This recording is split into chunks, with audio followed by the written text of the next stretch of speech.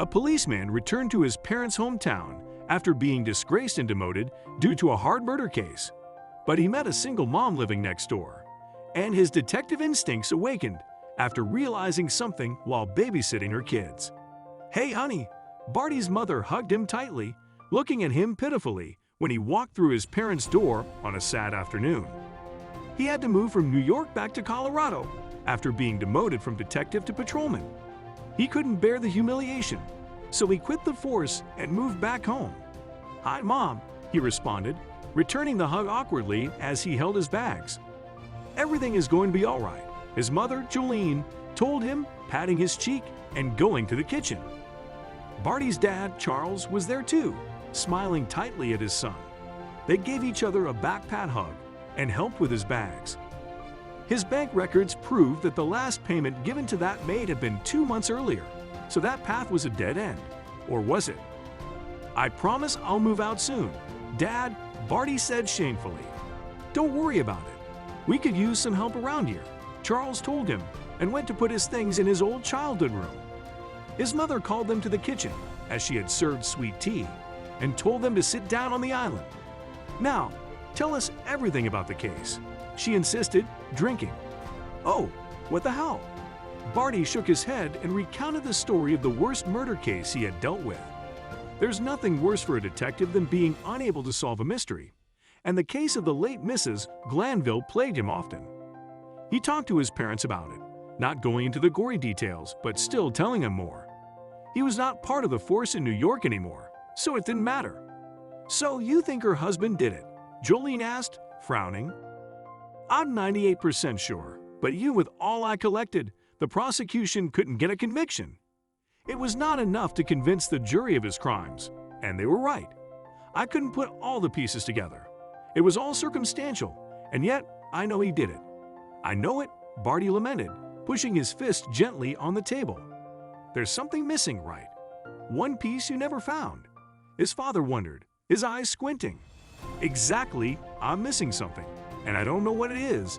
That kills me worse than just losing the case and all the humiliation I went through. Mr. Glanville was more than a little connected, but I wanted to know the truth, even if he still moved his goons to hide it." Barty sighed. "Oh well, that's never going to happen." "You never know." Jolene sang and finished her tea. "Now, what do you want for dinner?" "Do you need some help with that?"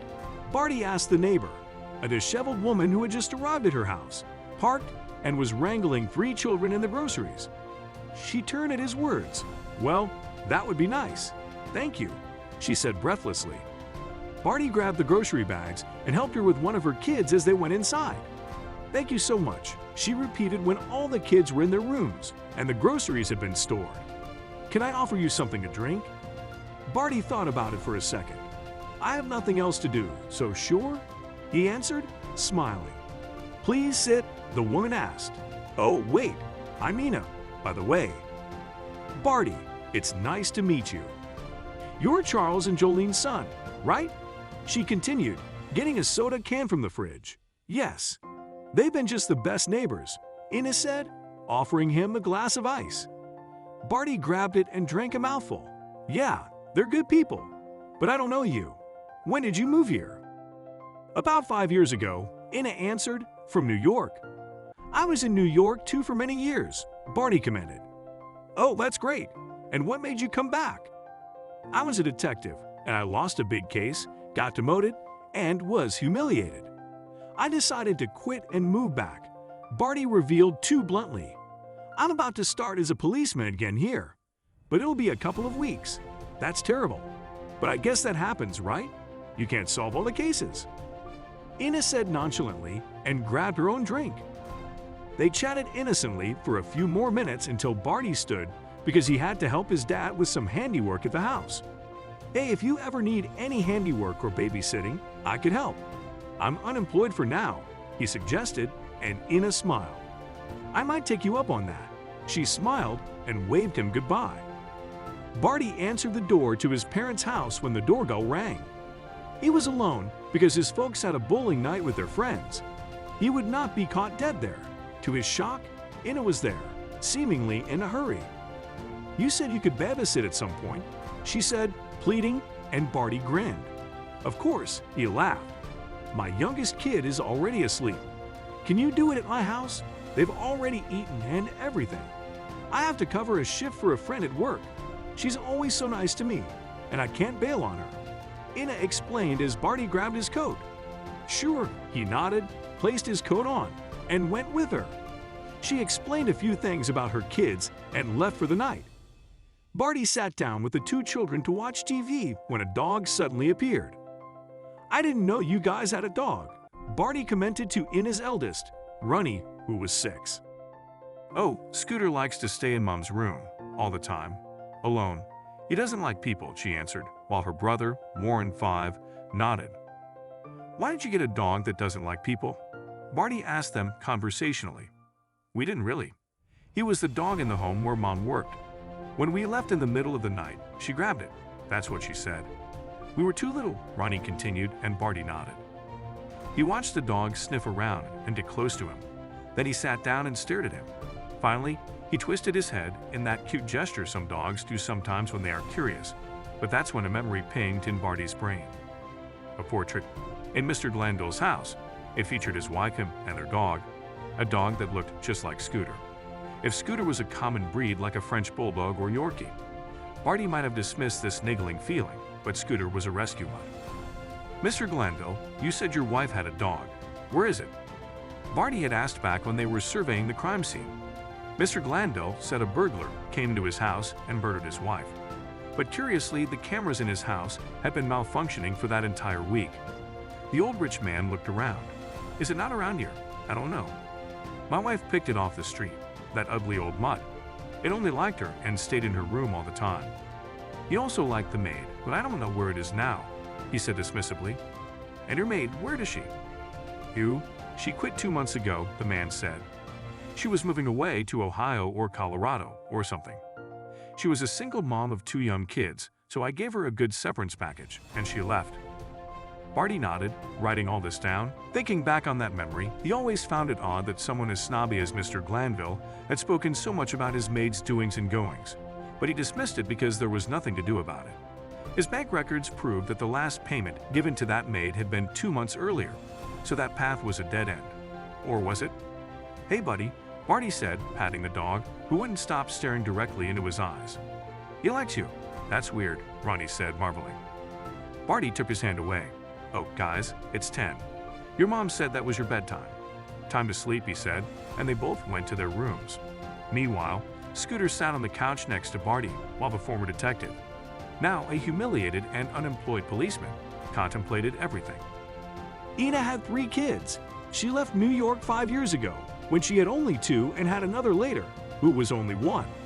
She was single, but somehow could afford a house in this nice neighborhood with rooms for all her kids. She also had Scooter, a dog who liked to stay in her room all the time, just like what Mr. Glanville said about his wife's dog. The wheels in Barty's head turned for hours until Ina walked in, whispering, "Thank you so much. Closing time ran a little too long. How was everything?" she asked, grinning slightly. "Oh, Scooter is out here. That's odd." Barty thought about wading or easing into the conversation. But he couldn't. "Ina, did you work for Mr. Glanville in New York?" Ina froze as she took her jacket off and turned to look at Barty's face. Her expression was pure, unadulterated fear, real fear, the kind Barty only saw in victims. "Please, I won't do anything to you or your family, but I was a detective on the case of Mrs. Glanville's murder. I could never solve it. He was acquitted because there wasn't much evidence. But this dog, Scooter was their dog, right?" Barty asked and watched as Ina's face trembled. Her features tried to stay in place, but she couldn't control them for long. Finally, she plopped down on the couch. "Please, don't arrest me," Ina pleaded, her voice choked from unshed tears. "I will not. Remember, I haven't even started as a policeman here. I need to know the truth. What happened?" Barty questioned, his tone calm and collected. "Mr. Glanville had several mistresses over the years, and I think he finally wanted to leave his wife. But she once told me that they didn't have a prenup, so he couldn't divorce her, or she would take him for everything he was worth." Ina started, her voice slow and scared.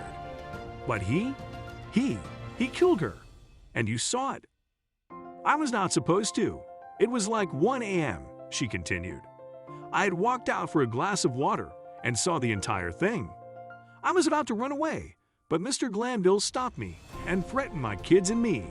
And then he gave me an envelope with a lot of money and gold jewelry. I packed what I could and rushed my babies to the car. Thank God, they were all sleeping. And when I was about to bring my last bag, Scooter rushed to the car, so I took him. Barty hated that she didn't call the cops on the rich man, but he understood. She was a victim too. She had protected her children. You need to tell the truth, Ina, he said quietly. I can't do it, Barty. I can't. My kids? Ina shook her head. I'll protect you. I swear, Barty assured her. You can't. He's rich and connected and powerful. They'll kill my babies and me, she continued, the tears finally falling. I've been living with this for so long. It's been killing me. But I can't. I can't. I can't. Ok. Barty held his hands up and sat next to her, holding her sobbing body. We'll take things slow. Ina cried and sobbed and wailed as quietly as she could. Barty held her for hours and finally went home around 4 a.m., leaving her to think about it. A few days later, Ina showed up at the door and said she was ready. She thought about it, and now that someone else knew the truth, she could finally get rid of the terrible secret she had kept like a coward all those years. I have to do it. He deserves to rot in jail. I have to do it for me, my kids, and Mrs. Glanville, she cried, and Barty held her once again. The new case took a long time because Barty's former colleagues didn't want to reopen it, but Ina was a witness and had some insight into Mr. Glanville's doings that the police didn't before. The information led them to find new evidence of the murder they couldn't have before, and they even encountered Mr. Glanville's shady dealings. Finally, a jury convicted him of the murder and other charges thanks to Ina's testimony and everything the force found. When all was said and done, Ina moved from Colorado to London, hoping that Mr. Glanville or his goons would never find her and her kids. Barty returned to New York and got his spot back as a detective, feeling like an avenging hero for taking down a real-life villain.